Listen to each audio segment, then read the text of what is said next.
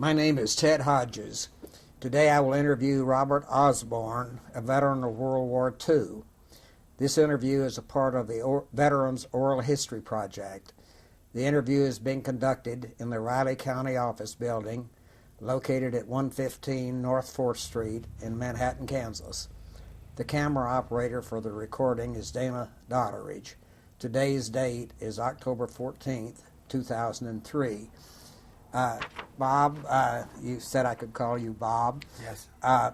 Could you give us your full name, where you were born, when you were born?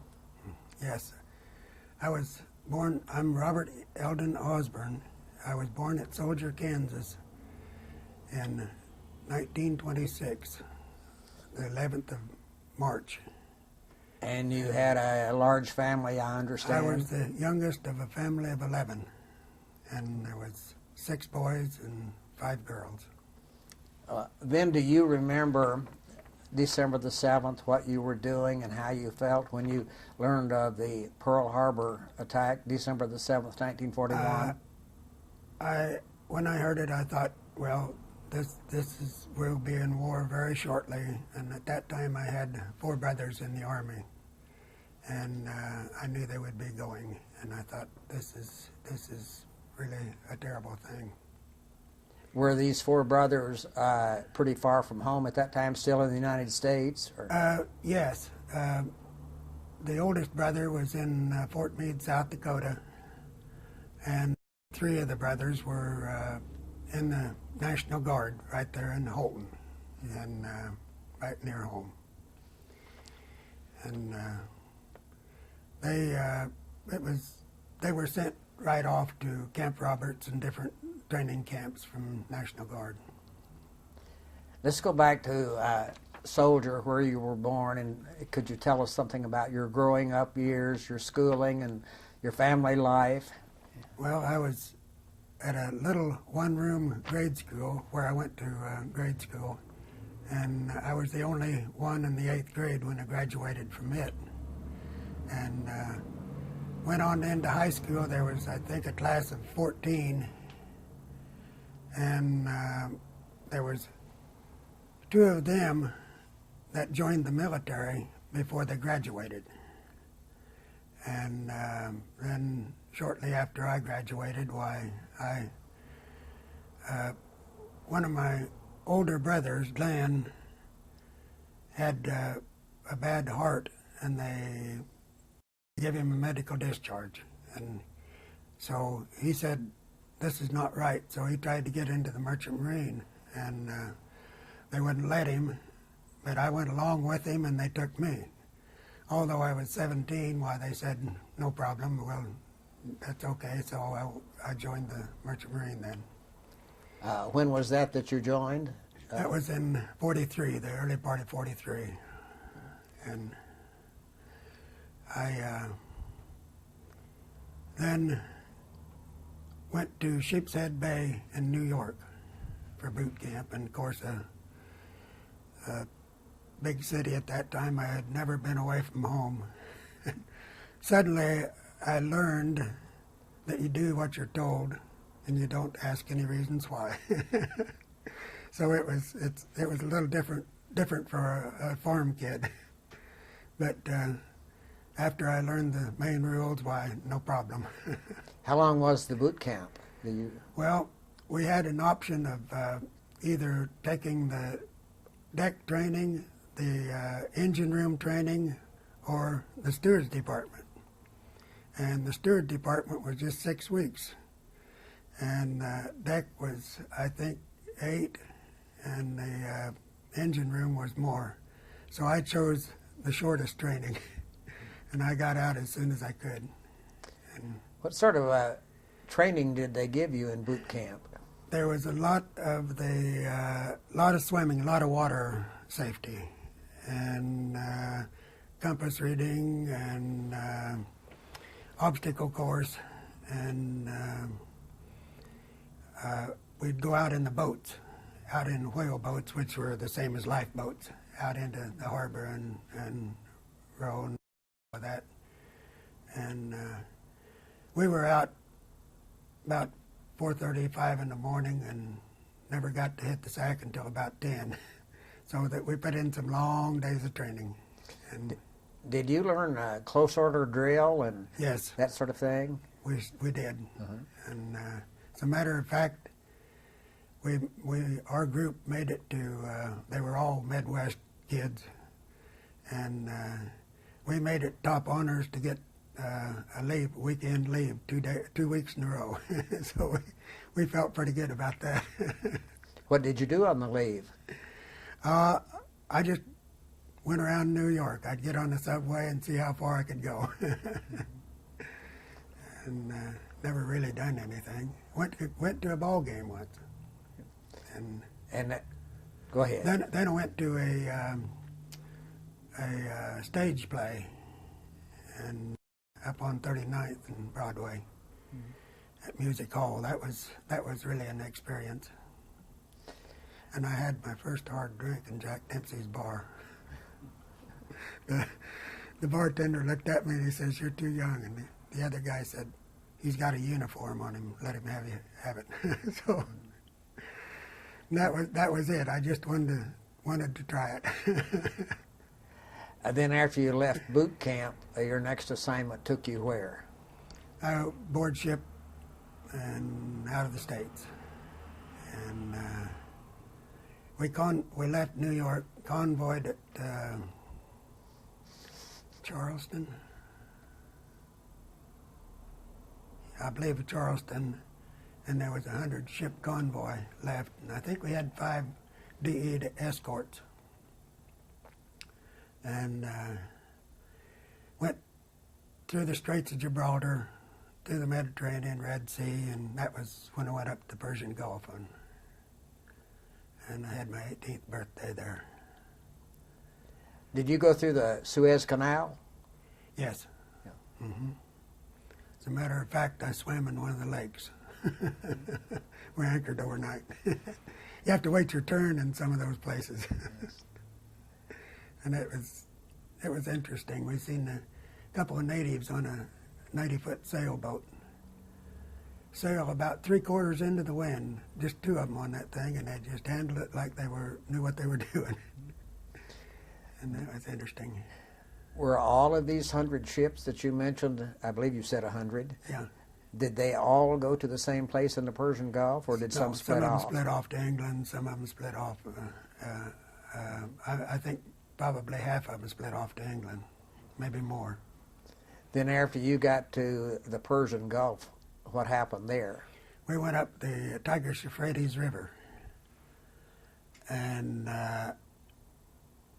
being top speed at 10 knots on the Liberty, they had to take 2 extra tugs and wait till high tide and tow us up the river, because of the current in the river is unreal in that Tigris-Euphrates.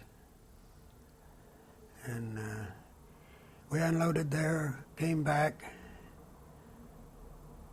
stopped at Aden, Arabia, and then Port Sudan, Egypt, and picked up iron ore for ballast, and came back through and on back to States. Was that at Port Said? Is that our Port Said, yeah, at the top end of Suez, yeah, Port Said. Yeah. Can you recall, Bob, how long this was in going up the Euphrates and getting back to where you loaded out again at Port Said? Was that a long period of time? Oh, when we left the States, it was 52 days before we could step off the ship up in Hampshire, up the river. Then after you loaded there at Port Said, what happened? I'm sorry, it was Port Sudan in the Red Sea where we loaded. Okay. That's where we loaded. Okay. And then we headed right back to States from there with that iron ore. It was just as a ballast, and I think probably it was dumped in the harbor when we got back, or dumped somewhere. I don't know whether it was used even. But then I think I had a couple days at home, And when I got back to New York, I got on another ship and back to Italy. Hauling troops or supplies? Supplies. And we went to Naples and had 2 freight engines on deck for deck cargo.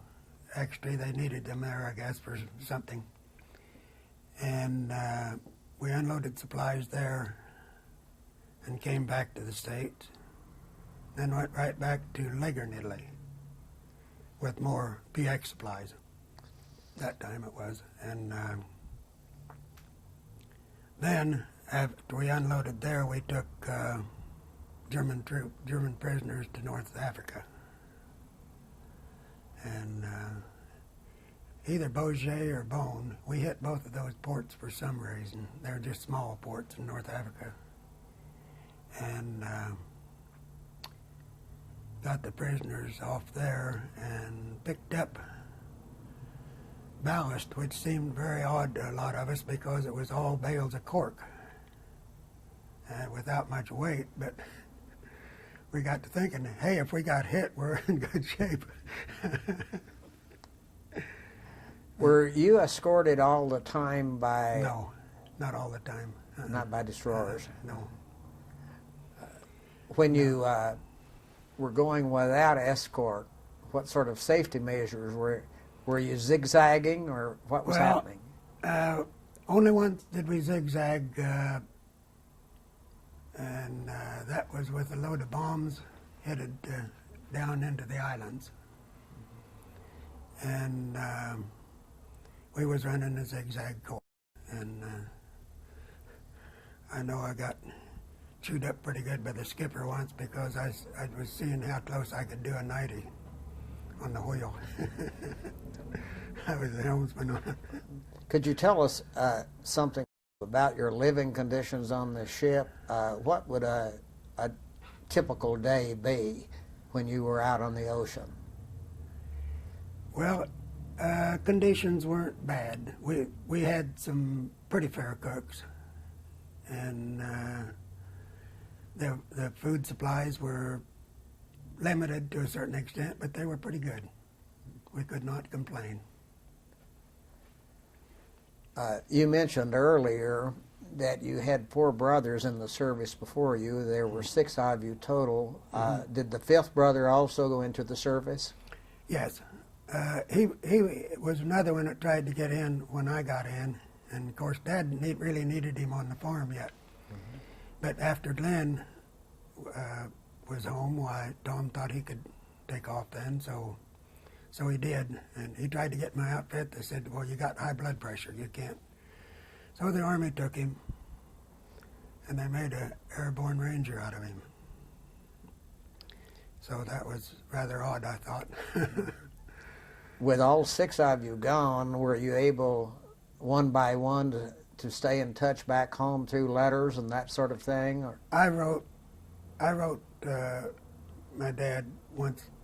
I mean, as soon as every time we'd hit port, I'd try to get a letter off to him. And the others, I don't think any of the other brothers wrote really that much.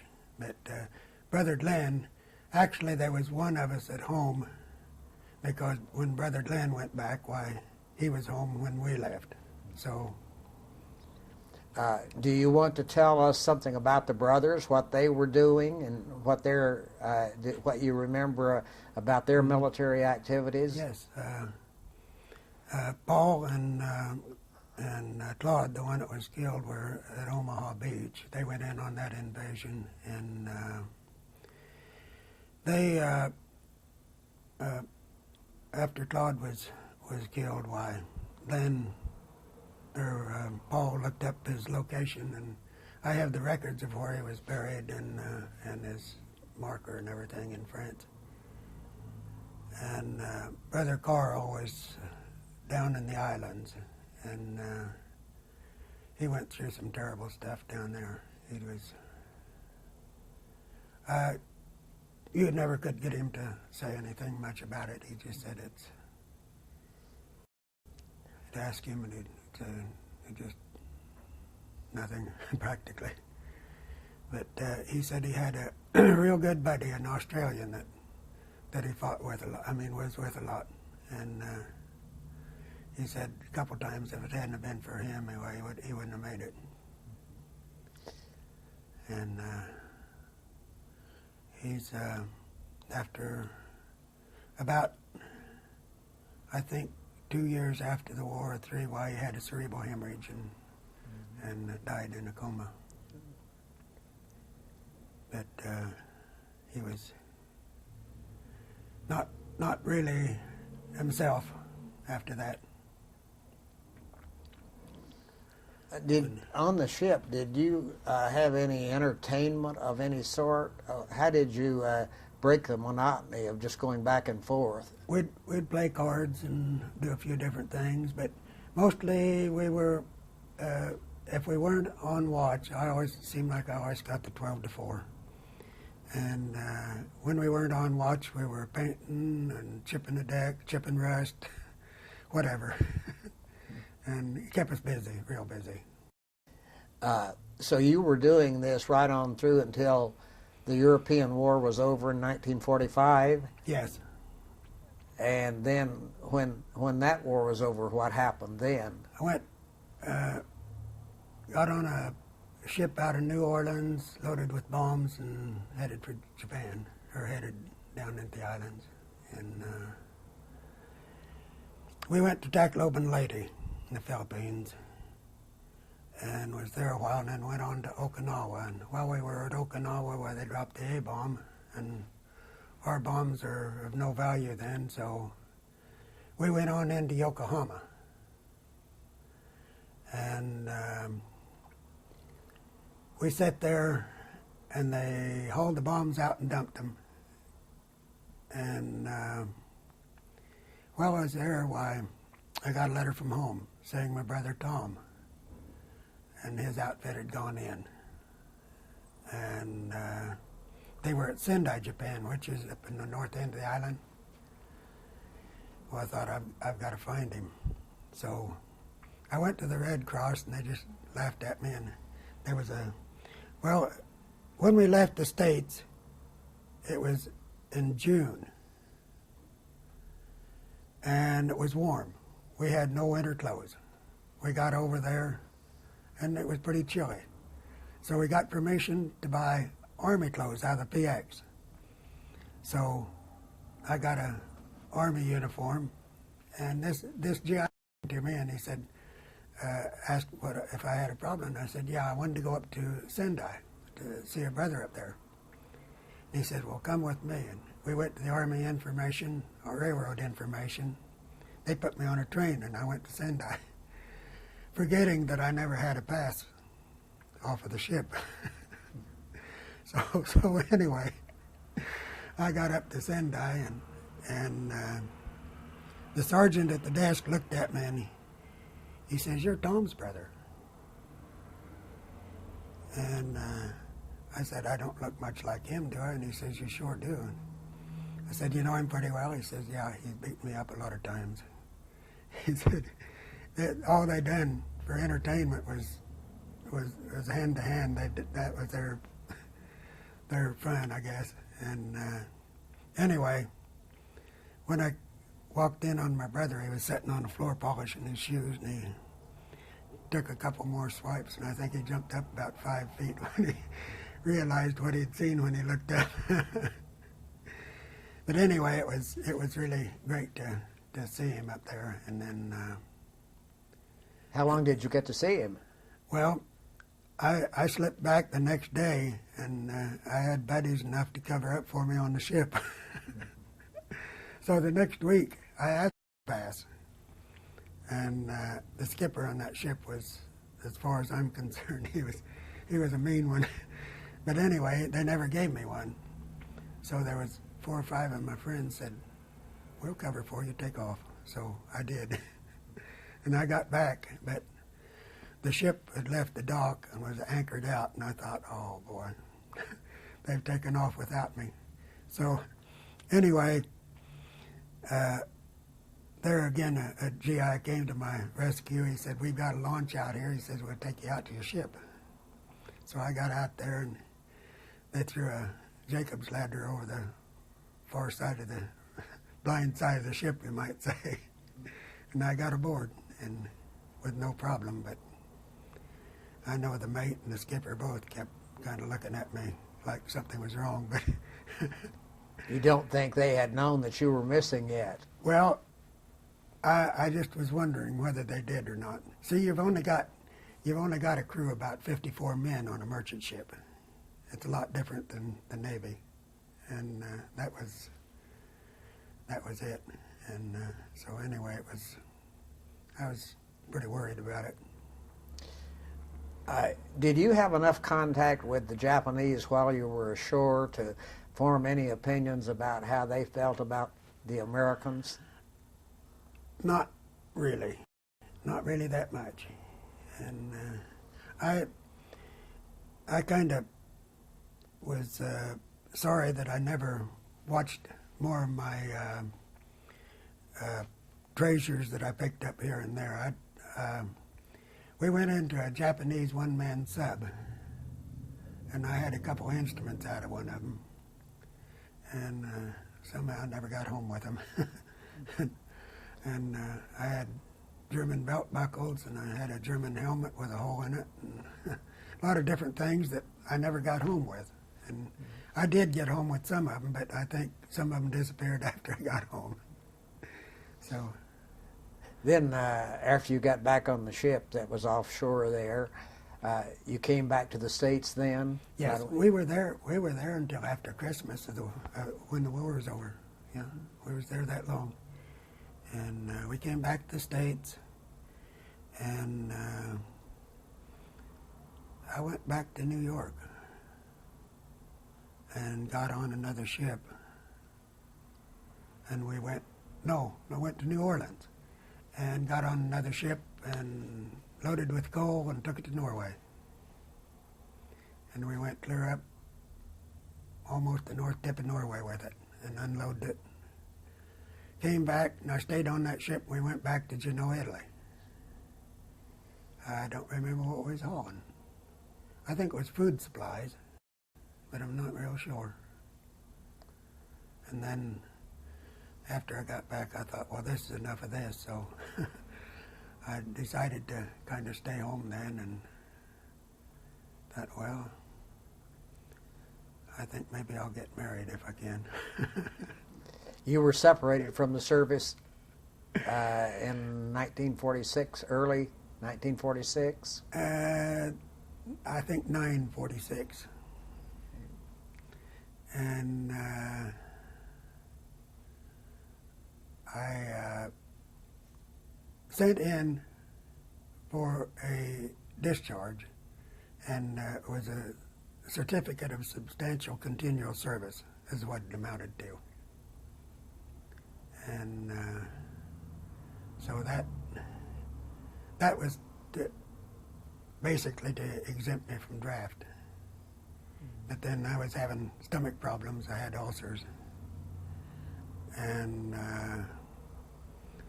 they sent me a order to report for draft for a physical. And this Doc Galvin that removed most of my stomach sent them something, I don't know, but they sent me a 4F card. So that was the end of my military. So then you came back to Kansas, and you said, I guess it would be September of 1946, and you had getting married in mind. I thought maybe settling down. I don't know. Could you go ahead and tell us then about your experiences and your family and so on after, and your work after you got back and became a civilian? I asked my wife, well, actually, she was one that when I went into the service, she and her sister and another gal and a friend escorted us to Topeka for me to take off. So they got in trouble. They skipped school. But anyway, I came back and I asked her to marry me, and we got married. And she said she thought I ought to have a job, so I did. I worked at Morrell Packing Company in Topeka a while, and Then I got into the sheet metal trade in Topeka, and then there for a couple years, and I came over here and was at Powell Brothers for like 32 years. And did you do plumbing type work for Powell Brothers? sheet metal, and just sheet metal, and then done a lot of the estimating, and I kind of managed the sheet metal end of it after several years. And it was a good life. You had some children. We have 2 adopted children, and we couldn't have any of our own. And when we moved to Manhattan here, we moved down to 217 Humboldt. That would be right in the middle of Dillard's store now. And the 51 flood put about 5 foot of water in our house. And so later on, the city bought that for a parking lot, and so we kind of lucked out there and moved out in the country. Sounds like you've had a good and full life. Have we missed anything that you should be telling us anywhere along the way? Oh, not anything of any importance, I think. I mean, there were a lot of happenings during the war, but there's nothing that, that would be really amount to anything. Well, thank you very much. Well, you're sure welcome.